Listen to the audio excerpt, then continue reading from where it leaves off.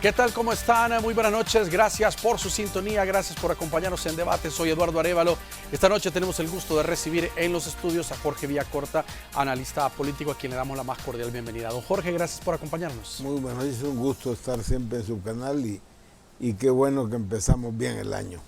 Encantado. Don Jorge, vamos a comenzar hablando de temas ahora no locales para iniciar, sino internacionales, lo que está ocurriendo.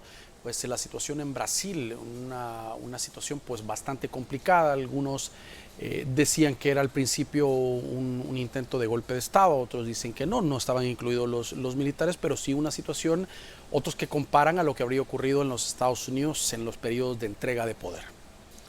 No hay duda que el tema de las reacciones de los grupos de ultraderecha brasileños que han respaldado al expresidente Bolsonaro, desde antes de las elecciones, durante el proceso electoral y posterior a los resultados, pues mostraron siempre actitudes de violencia y de disposición a romper el orden democrático y a no aceptar los resultados electorales sin tener, hasta que yo haya escuchado, un solo indicio de fraude o de cosas por el estilo. Lo mismo sucedió en el caso del señor Trump, que él hizo todo un esfuerzo por querer demostrar que había fraude y nunca pudo hacerlo en ninguno de los tribunales. Aquí ha pasado algo similar, no en los tribunales, sino en la actitud de esos grupos calificados como fascistas por el presidente Lula. Golpe de Estado completo es cuando se incorporan Fuerzas Armadas o se hace la eliminación de órganos del Estado, como sucedió aquí el 9 de febrero cuando se eliminó Corte y se eliminó jueces y todo lo demás y Fiscalía. Eso en la práctica es un golpe de Estado hecho por uno de los organismos, el Ejecutivo, el Presidente de la República. En el caso, la única duda en Brasilia es la participación de la policía militar, que dice que en Brasilia la responsable del orden y de la preservación de estos lugares públicos, y no solo no intervino, sino que dice ahí que acompañó a estos grupos para hacer esos asaltos. No hay ninguna duda entonces de una intención frustrada, ya Bolsonaro no estaba ahí, y es evidente que las Fuerzas Armadas, que era a la que estos grupos le pedían intervenir, simplemente en ningún momento mostró el ejército como tal un interés al respecto. Y por último, lo más importante es el respaldo que el presidente Lula y su gobierno han tenido internacionalmente. No ha habido un solo Estado importante, gobierno importante, que no haya exigido el respeto al Estado constitucional de derecho en Brasil y el respeto a los resultados electorales y por consiguiente un respaldo al presidente Lula. De tal manera que si le quisieron hacer un daño, al contrario, lo han fortalecido internacionalmente desde Estados Unidos, la India, Rusia, por decir algunos tantos que han respaldado al presidente y rechazado las acciones. Yo creo que eso es una muestra de lo difícil que es ahora para grupos golpistas romper un orden constitucional. Se dan, definitivamente, pero bueno, ahí lo quiso hacer en Perú y mire los resultados. Tampoco finalizó en eso, ahí se quiso hacer un golpe de Estado similar al de febrero de aquí y no resultó, y el presidente pues está preso ahí por 18 meses.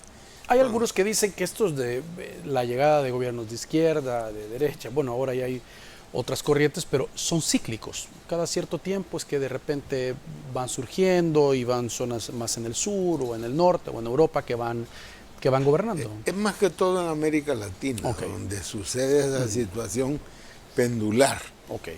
Los pueblos buscan soluciones en el marco de la democracia y entonces votan en algún momento por distintos tonos de la derecha y luego, al no tener los resultados que esperan, pues cambian y comienzan a votar por distintos tonos de izquierda. Porque hablar hay que hacerlo en plural, de derechas y de izquierdas. No es una sola. No es una sola cosa y tiene sus matices y corresponde a la realidad de cada país también.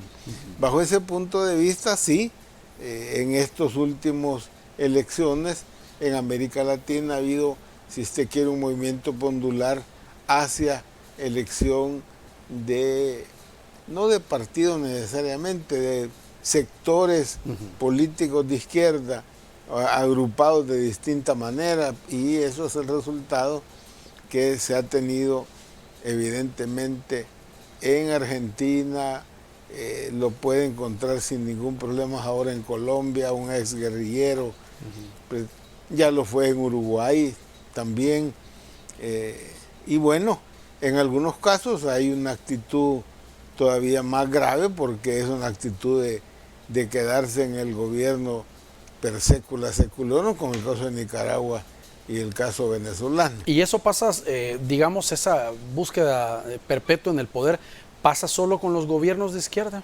No necesariamente, porque Hitler hizo lo que quiso y Mussolini hizo lo que quiso, y podemos revisar la historia y eso no corresponde a una actitud de ese determinado mandatario que ocupa el liderazgo y lo convierte en una situación ya de tiranía.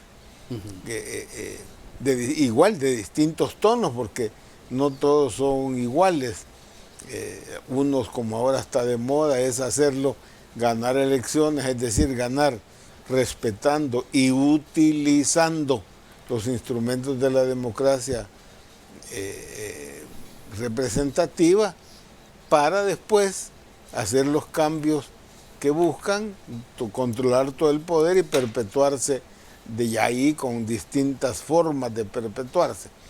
No solo violencia, sino que una mezcla de cosas, y ahora con las técnicas que existen comunicacionales, pues nada, son tácticas distintas. Hay personas que mantienen toda una estrategia comunicacional, como el caso nuestro. Ahí la agencia Reuters pues hablaba de más de 1000 youtubers, algo por el estilo, otros cientos de blogs, o como se llamen, además de los medios de comunicación propios, entre comillas, del Estado, que significa, imagínense, un gasto bastante grande seguramente, porque nadie de esas granjas de troles está ahí de gratis, ¿ve? Si toda esa gente financiara y todo lo demás, y sale de los impuestos del televidente que me está viendo, todos esos, bastantes seguramente serán miles de cientos de miles de dólares para sostener eso. Esa es una forma, y además hacer cosas importantes, positivas, que hagan que la población considere cambiar democracia y libertad por seguridad. Entonces yo prefiero estar seguro aunque no tenga libertad. Al final mi vocación democrática no es muy grande, no tengo experiencia mucha en democracia.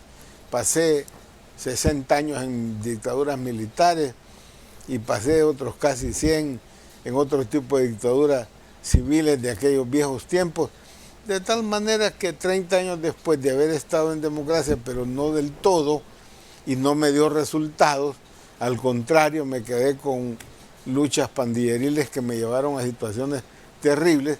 Si ahora me quitan eso, obviamente que es una cosa positiva y puedo, como insisto, no tengo una enorme cultura democrática, hombre, estoy dispuesto a cambiar seguridad por eso.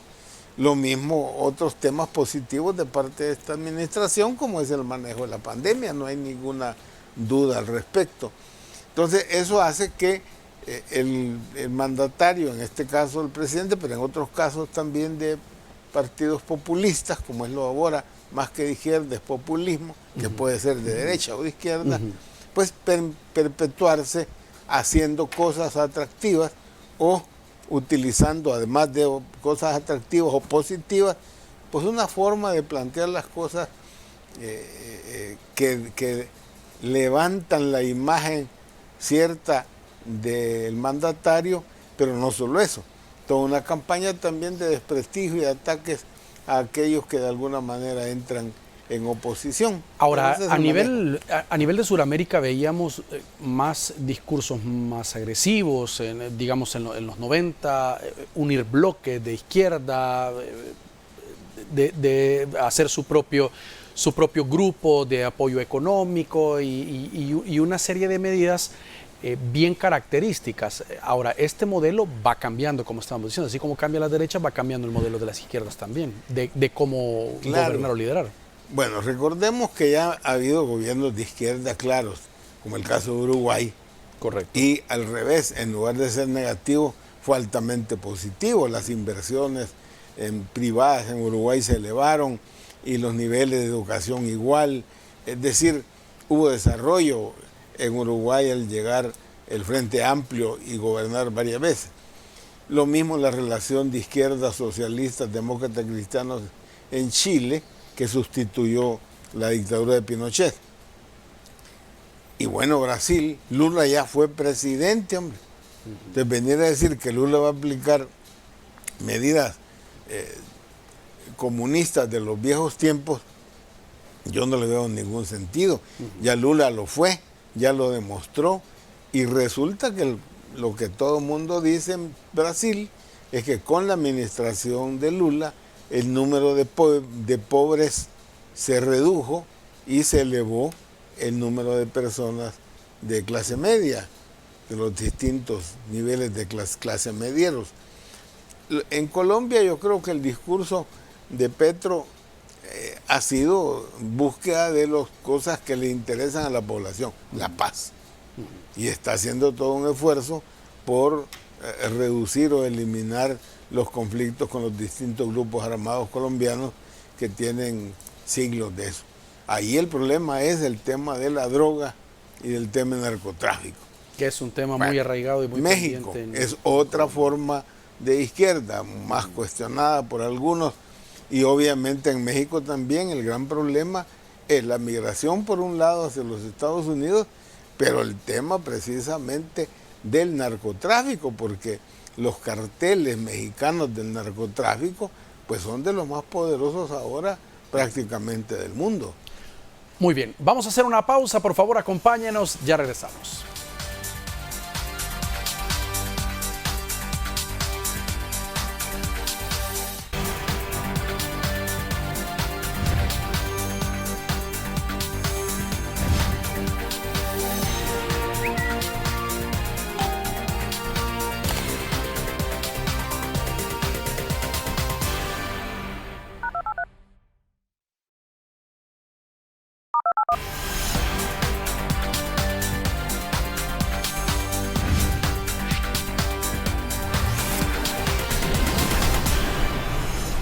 Muy bien, gracias por continuar con nosotros.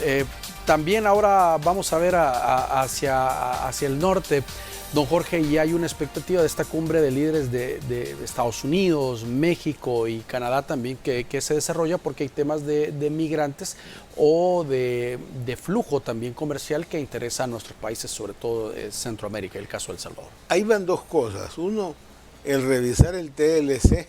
Sí. De los tres países, me refiero a Canadá, Estados Unidos, México, claro, que merece seguramente acondicionarse a las nuevas realidades, seguramente va a incorporar el tema del cambio climático y adaptar esas inversiones y el desarrollo a ser más sostenibles.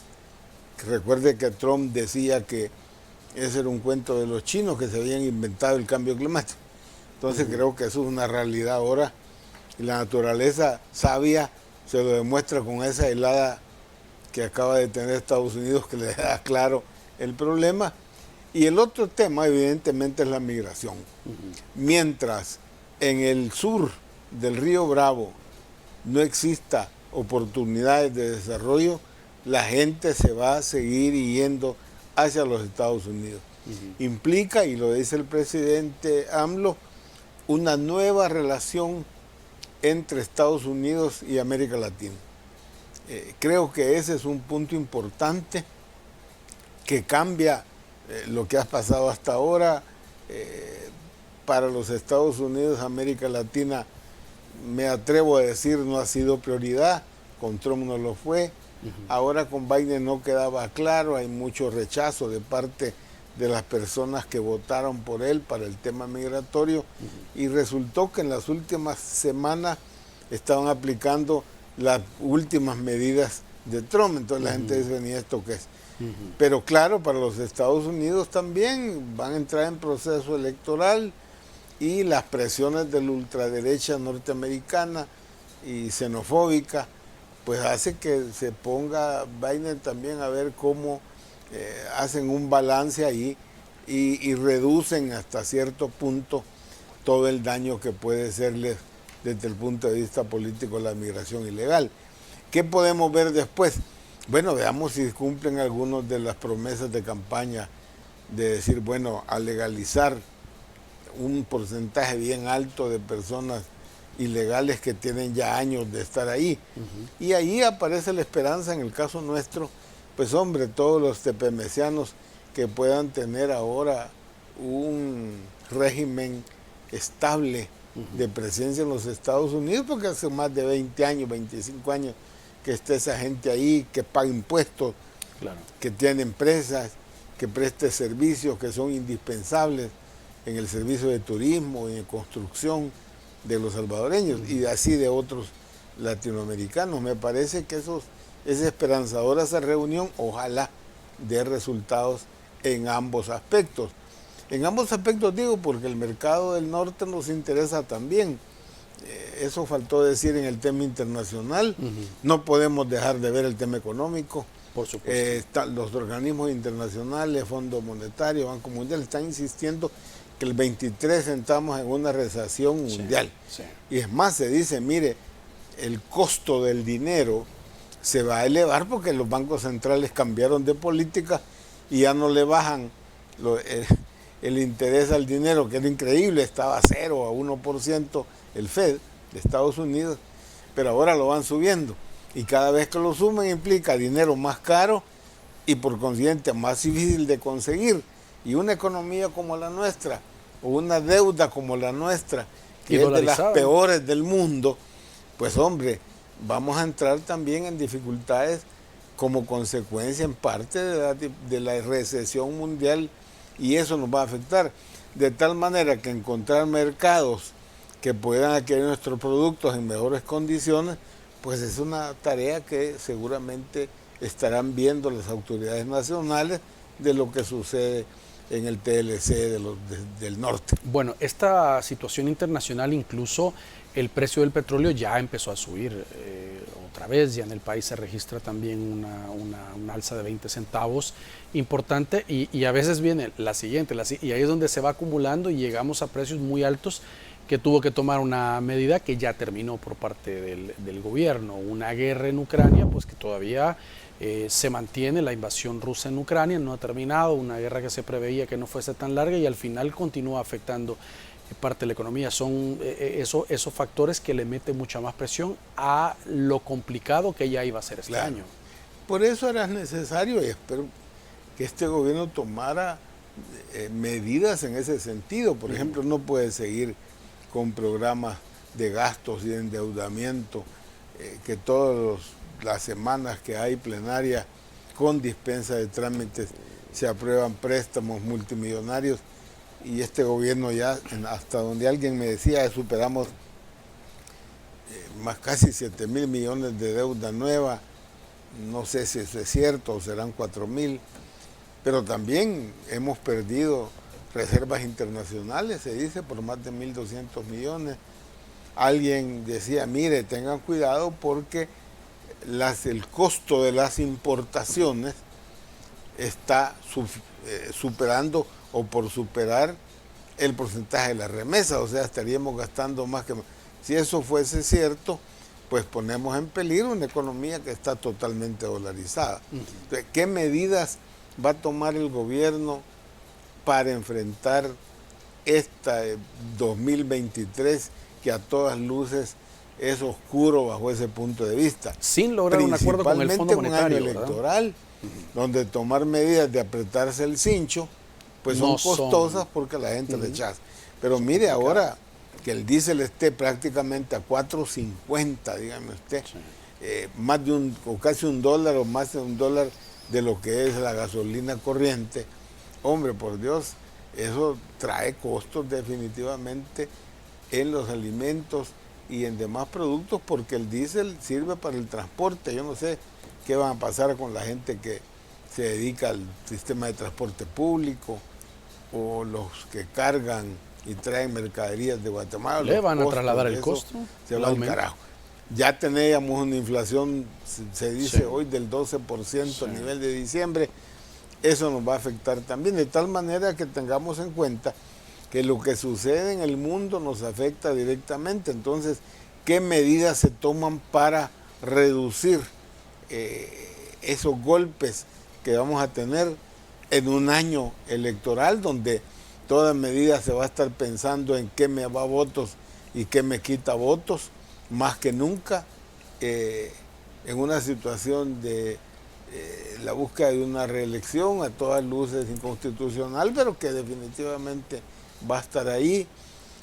Creo que es evidente que se va a invertir un montón de dinero por esos mecanismos de los que habla Reuters para tratar de que no exista ninguna, por decir oposición, por no decir de otra cosa, competitiva que realmente ponga en peligro el control total que se tiene de la Asamblea Legislativa, y creo que es el objetivo del presidente. Ahora, don Jorge, hay un tema que va ligado también en el contexto internacional y la situación económica en el país, y es el tema migratorio. Las encuestas dicen que no ha sido ni en los peores momentos la inseguridad el principal factor de que la gente migre, ha sido el tema económico. La falta de oportunidades de un empleo hacen que la gente se vaya, sobre todo a Estados Unidos, a buscar un mejor destino. Y si la situación se complica, podríamos ver más flujos migratorios versus la idea de Estados Unidos de frenar la migración ilegal.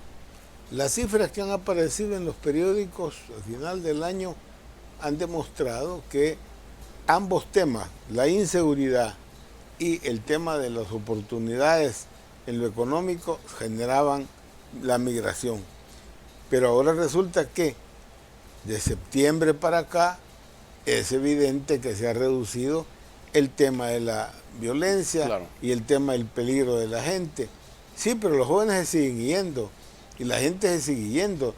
Las cifras que dan de salvadoreños devueltos en la frontera, pero lo que no le dicen, y porque no se puede saber cuántos ya pasaron al otro lado y están viendo cómo se ganan la vida allá, van a encontrarse ahora con un proceso de recesión en la economía norteamericana. Claro, en este momento vamos a decir, sí, mire, pero son miles, millones de empleos demandados en Estados Unidos en este momento, pero hoy que entramos en recesión el 23, 24, eso puede complicarse. El punto es que el tema de la migración, como dijimos al principio, mientras no existan oportunidades del Río Bravo para abajo, la gente se va a seguir buscando ese sueño americano cada vez más difícil y cada vez un verdadero sueño. Hay analistas que dicen, bueno, eso es responsabilidad de los gobiernos generar esas condiciones. He escuchado a funcionarios de gobierno de la región que dicen, pues sí, pero Estados Unidos también que apoye más de lo que está apoyando en los programas o todo esto para generar las condiciones en nuestros países. Eduardo, solo que pudiéramos revisar las cifras que gasta Estados Unidos en armamento, en toda la carrera militar, son billones de dólares. Yo le garantizo que con 10 sería una exageración, con menos del 10% que de eso fuera canalizado hacia el desarrollo de América Latina, impulsando atractivos a las empresas norteamericanas a instalarse y a generar empleo y apoyar a los gobiernos para las medidas económicos sociales que permitan eso, como el tema de la educación, el tema de la salud, el tema de las condiciones de vida, porque alguien que si tiene empleo y tiene condiciones de vida más o menos soportables, no tiene por qué irse a morir al desierto en Estados Unidos. Pero eso, si los Estados Unidos de veras quieren parar eso, no alcanzan 1.000 millones como lo estaban diciendo para el Triángulo Norte, que nunca los vimos además. Se dijo que sí, pero no se dijo cuándo. Entonces, es voluntad y decisión de los Estados Unidos de preocuparse por su patio trasero, como ellos dicen. Eso esperamos que alguna vez entiendan las grandes decisiones que toman decisiones en Estados Unidos, de canalizar un poco de eso que gastan en la industria militar y los que gastan en eso, y apoyar un poco a estos países que, si no se hace eso, seguirán encaramándose al muro, no importa el alto que tenga. Muy bien. Vamos a hacer una nueva pausa, por favor, acompáñenos, ya volvemos.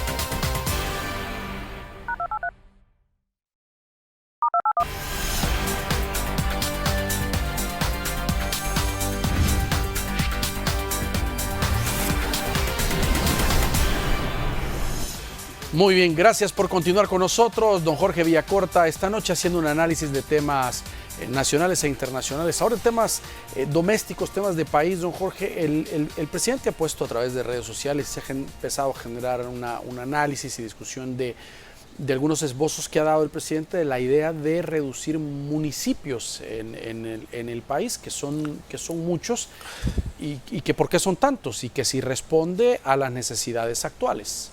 No hay ninguna duda que es excesivo el número de municipios. No hay ninguna duda que hay municipios que no tienen ninguna viabilidad, que ya hasta han perdido sentido su existencia, 200 habitantes o cosas por el estilo. Pero no solo eso, no tienen ninguna viabilidad económica porque no hay quien pague impuestos. Entonces, esto no es nuevo.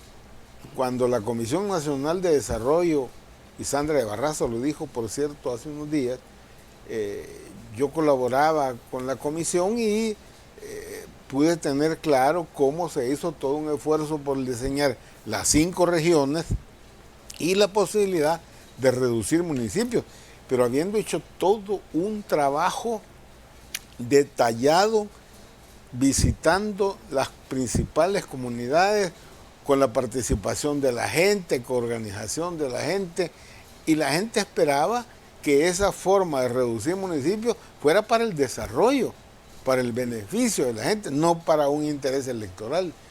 Eso último lo digo porque ahí ya comenzaron, como siempre, a través de los troles y todas esas cosas, a tirar listados de posible suma de municipios. Y cuando uno lo mira y bueno, ¿y esto qué es? ¿Qué sentido tiene esto? ¿Tiene algún sentido de desarrollo? Yo, perdóneme, no se lo veo. Así como están soltando esas posibilidades, que es lo que primero que hacen, hay un interés para mí, evidentemente electoral. Es decir, tratar de sumar para garantizarse diputados, partiendo de que al juntar eso los municipios, pues simplemente también vas a tener diputados, o reducir el número de diputados.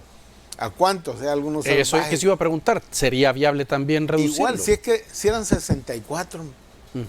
Si ¿Hace cuánto eran 64? Eso se hizo en los 80 porque era la participación de la famosa plancha nacional. Correcto, que ponía 20. Eran 20. Correcto. Entonces los 64 le sumaron 20 sí, para, ya no la plancha, pero la misma carajada. Regresar a 64 pudiese tener sentido. Insisto, siempre y cuando sea con un sentido de desarrollo. No es simplemente sumar a la loca. No, implica todo un análisis de utilización del territorio según las condiciones de cada subregión o microrregión o de cuencas o microcuencas que permita un mecanismo de planificación para el desarrollo. Eso no se hace de un día para otro, no se hace un mes antes de las elecciones. Recuerda que según la ley, después de febrero no se pueden hacer reformas electorales previas a una elección. Pero bueno, aquí se puede hacer ahora cualquier cosa. Pero el problema es que lo planteado hasta ahora no parece ser un interés de desarrollo. Alguien puede decir, sí, pero es para no gastar. Usted está hablando de reducir gastos. Bueno, esa es una forma de reducir gastos. Claro, vas a generar un montón de desempleados, vas a generar un montón de problemas en las regiones, pero si al mismo tiempo haces préstamos y gastas dinero en cosas que no son absolutamente necesarias, hombre, es contradictorio una cosa con la otra. ¿Esto no necesita una reforma constitucional? ¿Cómo no? En algunos casos, no, perdón, no. Eso escuché, no, que no era necesario porque la Constitución no establecía cuántos municipios. No, eso lo hace la Asamblea, pero no tiene nada que ver con lo constitucional. Y por consiguiente ahí tienen suficientes votos por hacer las cosas cuando les dé su real y su bendita gana. Si es que eso no le... Pero insisto, si se hiciese en serio, en el entendido de resultado de estudios donde se toma en cuenta ese trabajo que hizo la comisión en las regiones y juntando a aquellos municipios por razones de desarrollo, incluyendo culturales, Eso iba a preguntar, ¿qué primaba? Y de origen incluso, esta gente son lencas, pipiles, qué diablos son, y tienen esas historias allí de tradiciones. Hay que respetar todo eso, pero implica el principal respeto que sea la gente la que opine, que no puede ser simplemente una decisión sacada de la manga por intereses electorales, sino que esto afecta directamente a los ciudadanos. Los municipios es la relación más directa entre el Estado y los ciudadanos. Ahora, hay todo un tema legal aparejado a esto, escrituras, propiedades de vivienda, que se tendrá que ir ajustando, partidas de nacimiento y todo eso, conforme vaya hay áreas todavía que no son catastrales. Bueno, eso es otro. Porque el Chambita Medidor finalizó, pero no lo hizo todo el país. Entonces, hay zonas en que todavía es necesario terminar un catastro que es clave precisamente para el desarrollo, porque no se pueden implementar impuestos como por ejemplo el predial si no hay realmente un catastro. Eso sería parte del esfuerzo. Por eso no puede ser una jugada de esas inmediatistas para obtener beneficios electorales. Creo que ahí se comete un error si se parte de esa manera. Pero que es necesario reducir el número de municipios, sí. Que eso no es una cosa nueva, sí. Que se está planteando desde hace muchos años, sí. Y que no tiene sentido ponerse a eso. No, lo que hay que hacer es cómo se hace para que se haga bien.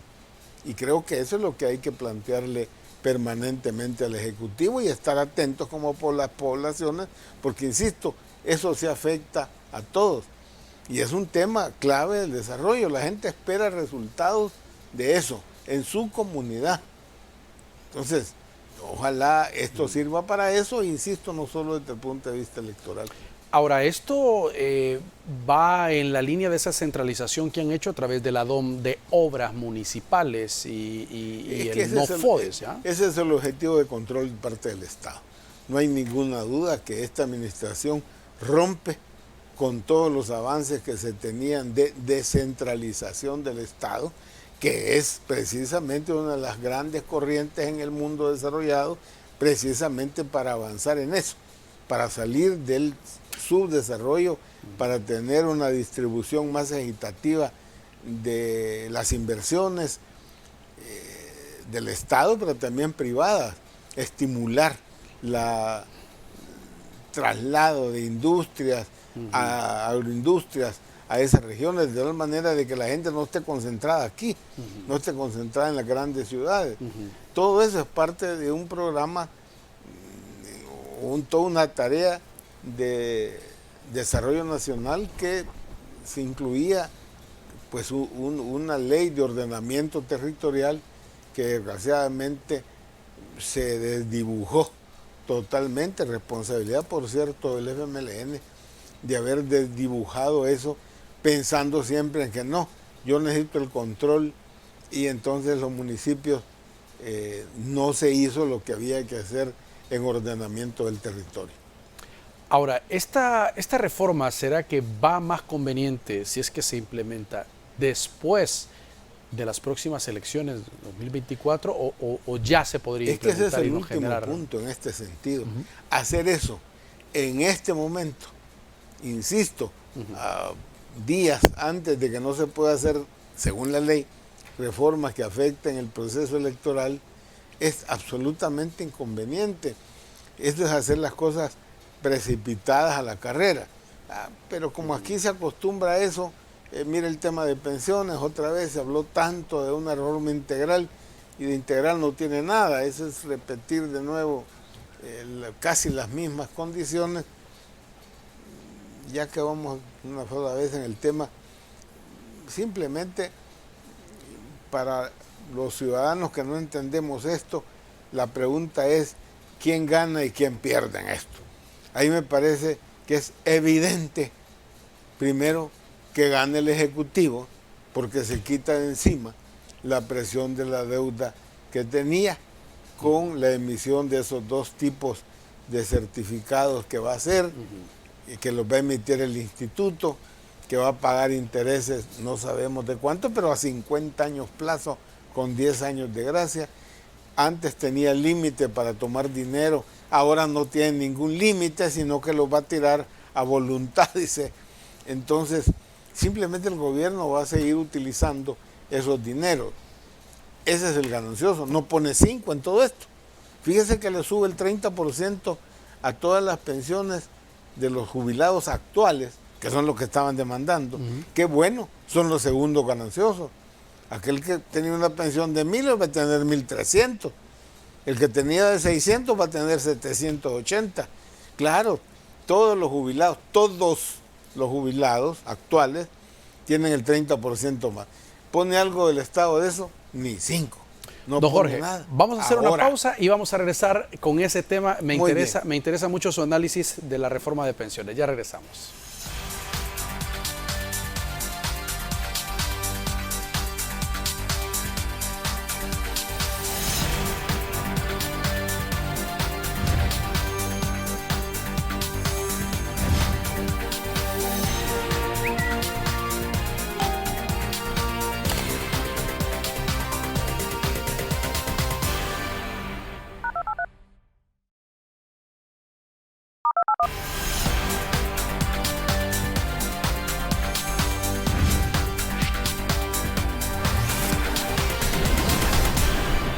Muy bien, gracias por continuar con nosotros. Vamos a entrar de lleno al análisis de la reforma de pensiones. Don Jorge, usted decía, el gran ganador en esta reforma es el gobierno porque no pone mayores fondos a los cambios que ya se han realizado. Y estaba poniendo el ejemplo en el tema de los pensionados, de las personas que actualmente ya reciben esa pensión, que sí ven una mejora en lo que reciben. Evidente. Eso es evidente. Y también van a mejorar aquellos que reciban posteriormente la pensión mínima.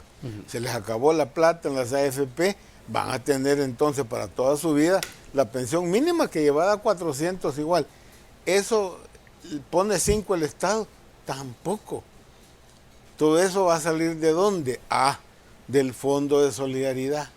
¿Y de quién diablos es el Fondo de Solidaridad? Del ahorro de los mismos trabajadores.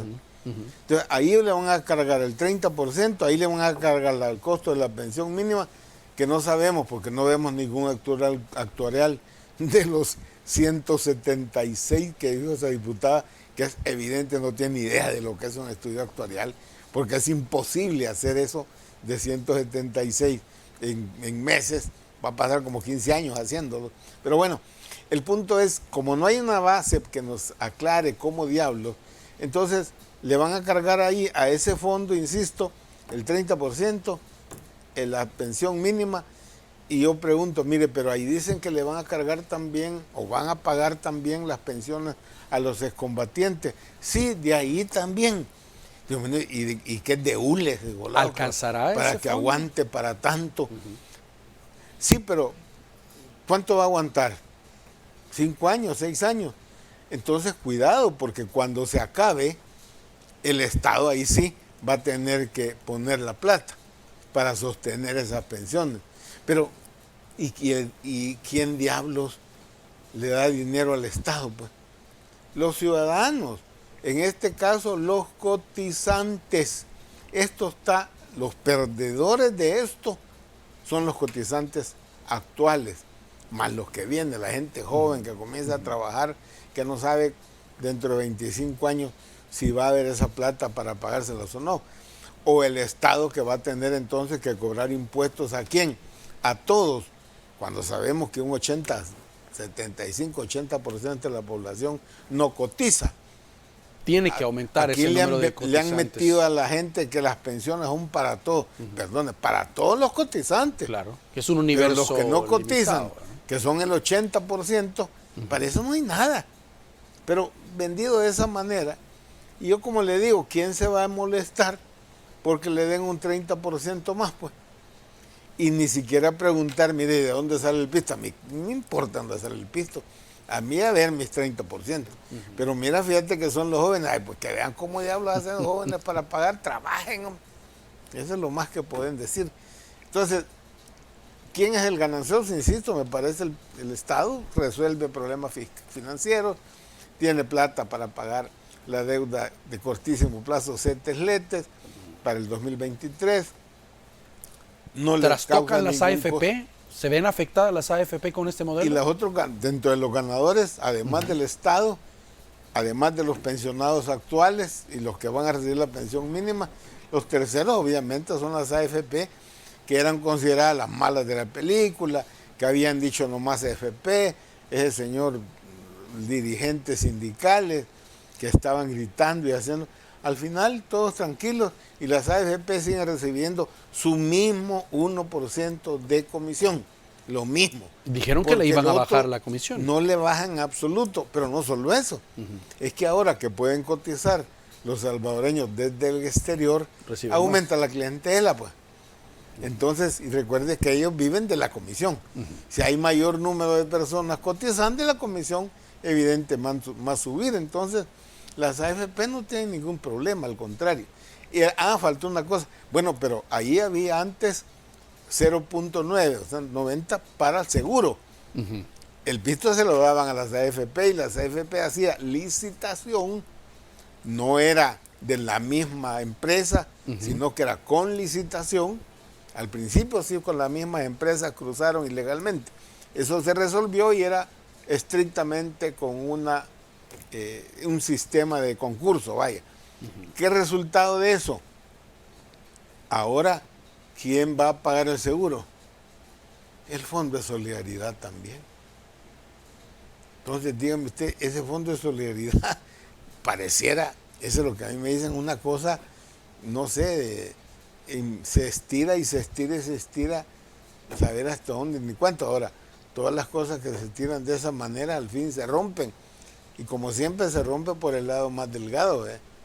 Entonces, ese tipo de situaciones creo que, por lo menos en ese caso de las pensiones, se ve claro quiénes son los ganadores y quiénes son los perdedores en una visión rápida para que entienda la ciudadanía. No se favorecen a todos, se favorece solo a algunos. Es más, el que más pensión tiene, más favorecido sale. O sea, a mí me parece que la reforma debe ser al revés, que los que tienen pensiones más bajas deberían de tener mayor aumento. Pero aquí es igual para todos. Eso insistió el ministro, es igual para todos. Estuvieron manifestando cuando se estaba haciendo el cabildeo de la reforma esta, de la famosa pensiones VIP, que había gente con unas pensiones muy altas que lo iba a controlar la nueva ley. Ahí hubo mentiras y medias verdades. Una mentira es decir que yo soy pensionado, como pusieron ahí. Claro, me van a decir, ahí decía Villacorta Alvarenga, yo soy Villacorta Muñoz. Entonces no puedo alegar, sí, pero decían ex diputado y analista, obviamente buscar desprestigiarme. Yo no tengo pensión, no soy pensionado. Bajo ese punto de vista, hay también medias verdades, simplemente porque nadie puede tener una pensión de 24,000 y pico de dólares o 25,000. Tenía que haber ahorrado varios millones de dólares para eso. Eso es mentira. Es evidente que hay pensiones de 4,000 y de 5,000. Sí, me consta que sí, de algunos funcionarios de gobierno que se retiraron con el decreto 100 que aprobó el presidente Saca, y esa gente tiene la pensión prácticamente el salario y para toda su vida. Esas sí. Ahora, que en la empresa privada un CEO de una gran empresa haya ahorrado, o un propietario empresarial, que también me consta, amigos empresarios de empresas importantes que ahorraron y esperaban una pensión como correspondía. Ahí se puso un paro, no ahora, se puso un paro ahí en el 17. Nadie puede tener una pensión de más de 2,000. Nadie puede tener pensiones más de 2,000. Ahora lo mejoraron porque lo llevaron a 3,000. En lugar de reducir la cosa, hoy resulta que puede llegar a tener 3,000. Antes el top era 2,000. Bueno, entonces otras personas que ganan porque, bueno, vas a poder tener pensión ya no de 2,000, sino que la puedes llegar a 3,000. Esas son los hechos de realidades. Insisto, ahí hay mentiras y falsas verdades.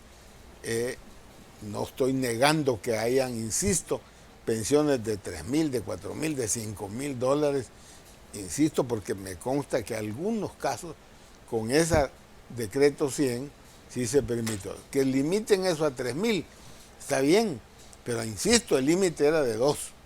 Ahora, don Jorge, está este tema también de la reforma que permitió el anticipo, que mucha gente fue y fue a retirar. Hoy, como explican, hoy vino el ministro de Hacienda con Moisés en la mañana, y en otras entrevistas también él ha mencionado en días anteriores lo complicado que es para la gente que lo retiró, y sobre todo la gente que no es que lo ha puesto a trabajar, sino que lo gastó. No hay Es un tema... No hay ninguna duda, Eduardo, que la crisis que generó la pandemia 19, 20, 21 hizo que la gente necesitaba recursos. Sí. Había perdido sus trabajos, no podía salir, etcétera, etcétera. Y es evidente entonces que la gente buscaba, y no ahí están mis ahorros, pues. Bueno, sí. Lo que no queremos entender es que ese ahorro es para pensiones. Sí es mío, sí señor, pero usted lo va a necesitar a la hora de pensionarse. Por eso no lo puede tocar. Pero bueno, se permitió dar el 15% aún llenando requisitos. Pero si tú te llevaste parte de tu ahorro, pues simplemente a la hora de pagarte la pensión, pues te van a dar lo que dejaste. No le puedes venir ahora a decir, a poner igual a alguien que no sacó su pisto, un 15%, con el otro que sí lo sacó. Además, si lo sacaste, te llevaste parte de tu ahorro. ¿Quién te lo va a volver a devolver? No eres tú mismo. ¿Cómo lo devuelves? Pues trabajando más tiempo, ahorrando más, o simplemente olvidándote de esos 15 y te van a dar la pensión que te corresponde. Ahí sí me parece a mí que venir a decir que debe seguirse con ese beneficio, pues sí, se puede seguir con ese beneficio, pero la persona que retira debe estar consciente que su pensión será menor. No hay otra forma. O trabaja más o ahorra más para volver a tener la misma cantidad de pensión. Ahora, lo que hay que tener claro es que ya no se permitirá más retiro. Los que iniciaron el trámite, sí se va a permitir que lo terminen, o los que quieran regresar para empezar a amortizar, pagando también los intereses que se dejaron de percibir, es una opción. Es que devolver el dinero o ahorrar más o trabajar más para poder ahorrar más es lo más normal del mundo. Ahora, definitivamente que la persona, insisto, que retiró, pues simplemente no puede tener de nuevo la misma cantidad. ¿Y por qué no sigue? Pues si usted sigue con ese esquema, no es que vaya a dañar el fondo, claro que lo daña a través de todas las otras cosas que va a dañarse, pero el daño es principalmente para la misma persona cuando a la hora de retirarse tenga una menor pensión. Pero no puede, la ley nunca debería de ser retroactiva, aunque aquí también se hace lo que les da la gana, en el entendido de que la persona que estaba solicitando el 15% se le debe aplicar la ley vigente en ese momento, que era que sí lo podía retirar. Entonces esos deben de finalizar según la fecha en que ellos solicitaron eso y terminó la vigencia de la nueva ley. Ahora, ¿era necesaria una reforma de pensiones en este momento o era para cumplir la promesa del presidente o si es un tema necesaria importante? Una reforma, pero eso implica un montón de temas. Por ejemplo, si usted en todos los lugares en que se ha hecho reforma por el tema, es que el tema es muy claro, mire, en la medida que lo que llaman los técnicos bonos de población, demográfico, bono demográfico. ¿Por qué es eso? Porque las poblaciones son jóvenes. La mayor parte de los ciudadanos son menores de 20 años o de 25. Esos, evidentemente, de aquí que necesiten el dinero, faltan muchos años. Entonces tienen tiempo para hacer cambios. Pero cuando las poblaciones como en Europa y ahora ya aquí también, comienza la pirámide a cambiar y el número de personas, o sea, la parte de arriba de la pirámide, esa parte de arriba creció más porque hay más viejos y se reduce porque el número de abajo, que son los jóvenes, se viene reduciendo, se dio vuelta entonces la pirámide, que era antes al revés. Entonces, bajo ese punto de vista, la reforma demandaba, como en todos lados, revisar, bueno, en qué momento te retiras, cuántos años vas a cotizar. Si tú te retiras a los 55 y vas a vivir, porque además aumentó la esperanza de vida, sí. Hoy es a 80. ¿Y quién te va a mantener de los 55 a la señora hasta los 80? ¿Quién te va a mantener? El Estado. Entonces, a revisar eso. Y la otra es la cotización. Si tú quieres tener mejores pensiones, necesitas mayor cotización. Sí, pero para tener mayor cotización hay que tener mejor salario. Entonces hay que arreglar el tema del salario. Pero no solo eso. La pensión no puede ser solo para unos cuantos. Debes de diseñar una pensión universal, que baja si tú quieres, pero a toda persona mayor de 60, de 70, como hace el límite, todos deberías tener una parte de eso. Para eso sí tiene sentido que pagues impuestos y te incorpores. Todas esas cosas debieron haberse resuelto. Eso es una reforma integral. Pero esto no, la ley es la misma, las fórmulas para las pensiones exactas, el cálculo de la pensión es la misma, las AFP son las mismas. Entonces, perdón, de integral no tiene nada. Don Jorge, se nos ha acabado el tiempo, queremos agradecer que nos haya acompañado esta noche. Muy amable. Es un gusto darte por servirle. Gracias a ustedes por su sintonía, que descanse en su cita con nosotros el día de mañana. Les esperamos.